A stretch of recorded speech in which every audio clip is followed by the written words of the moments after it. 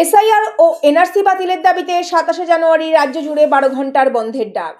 বাঙালির নাগরিকত্ব ও ভোটাধিকার রক্ষায় ঐক্যবদ্ধ প্রতিবাদে সামিল একাধিক গণসংগঠন। রাজ্যে বাঙালির নাগরিকত্ব ও সার্বজনীন ভোটাধিকার রক্ষার দাবিতে আগামী ২৭ জানুয়ারি মঙ্গলবার রাজ্য জুড়ে ১২ ঘন্টার বন্ধের ডাক দেওয়া হয়েছে। সকাল ৬টা থেকে সন্ধ্যা ৬টা পর্যন্ত এই বন্ধ পালনের আহ্বান জানিয়েছেন একাধিক গণতান্ত্রিক ও নাগরিক সংগঠন। আয়োজকদের বক্তব্য, এসআইআর হিয়ারিংয়ের নামে সাধারণ মানুষকে অহেতুক হয়রানি করা হচ্ছে, যার ফলে নাগরিকত্ব ও ভোটাধিকার নিয়ে চরম অনিশ্চয়তা তৈরি হচ্ছে। এটি সরাসরি গণতন্ত্র ও সংবিধান স্বীকৃত মৌলিক অধিকারের পরিপন্থী। পাশাপাশি এনআরসি সম্পূর্ণ বাতিল না হলে ভবিষ্যতে আরও বড় নাগরিক সংকট তৈরি হবে বলেও আশঙ্কা প্রকাশ করা হয়েছে।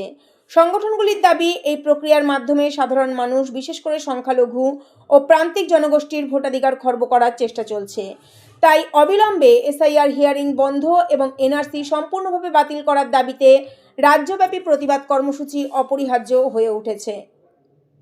দীর্ঘ প্রায় 7 থেকে 8 মাস ধরে আমরা এসআইআর এর বিরুদ্ধে রাস্তাতে আমরা বিভিন্ন জায়গাতে কনভেনশন, স্ট্রিট কর্নার আমরা করেছি। বিভিন্ন রাজনৈতিক দলগুলোর সঙ্গে একটা গাঁটছাড়া যে চক্র, সেটা পরিষ্কার হচ্ছে এই কারণেই যে বিজেপি যে পলিসিটা নিয়েছে, যে ভারতবর্ষের জল জঙ্গল জমি সেটা আদানি আম্বানি এবং বেদান্তের হাতে তুলে দেওয়া হচ্ছে। এই তুলে দেওয়ার ফলে যে এখানে শ্রমিকের যে প্রয়োজন, সেটা আসবে কোথায় থেকে?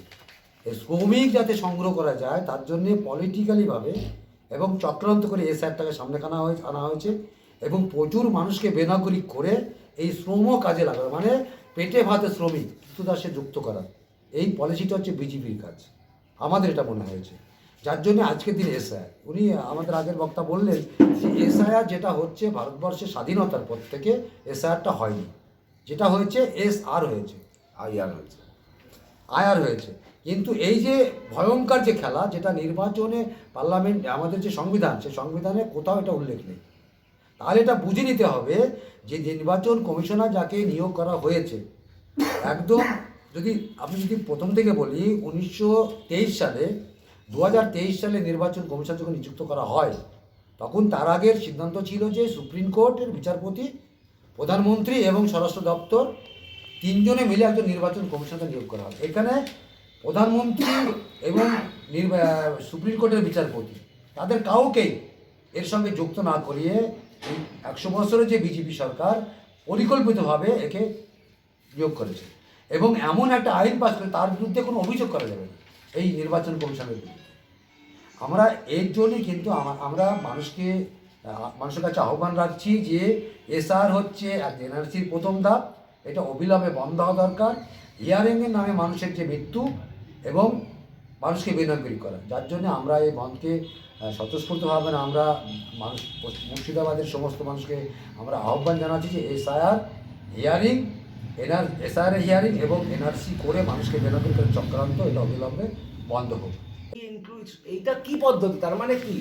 একটা হচ্ছে এক্সক্লুশন মানে কিছু ইনক্লুড হবে, আপনি কিছুকে যদি বাদ দেন তার মানে তো আপনি কিছু ঢোকাবেন অবশ্যই। আমরা বিহারে দেখেছি যে কিভাবে ইনক্লুশন হয়েছে। কিন্তু এই ফর্ম 7-এ বাদ দেওয়ার যে পরিকল্পনা, যে হাজার হাজার ফর্ম 7 তাদের কাছে চলে যাচ্ছে, কোথা থেকে যাচ্ছে? কি করে পারে যে এক বিধায়ক এসে ফর্ম 7 7,000 ফর্ম 7 আমি জমা দিয়ে গেলাম এসডিও, এইবার আপনারা দেখে নিন, এইভাবে যে বলছে, এইভাবে যে সামনে রাখছে, এটা কি করে পারে? এটা তো নির্দিষ্টভাবে একটা সাম্প্রদায়িক প্ররোচনায় গোটা বিজেপি এবং আরএসএস মেতে উঠেছে। এটা আমি বলতে বাধ্য হলাম। আমরা চাইছিলাম না কোনো রাজনৈতিক দলের নাম করে বলতে, কিন্তু এটা পরিষ্কার বাধ্য হলাম। আপনার নাম? রাহুল চক্রবর্তী, এসআইআর এনআরসি বিরোধী সংহতি পক্ষ থেকে এবং আহ্বায়ক হিসাবে আমি বললাম। এখানে বিভিন্ন সংগঠনের লোক আছে, আপনারা কথা বলতে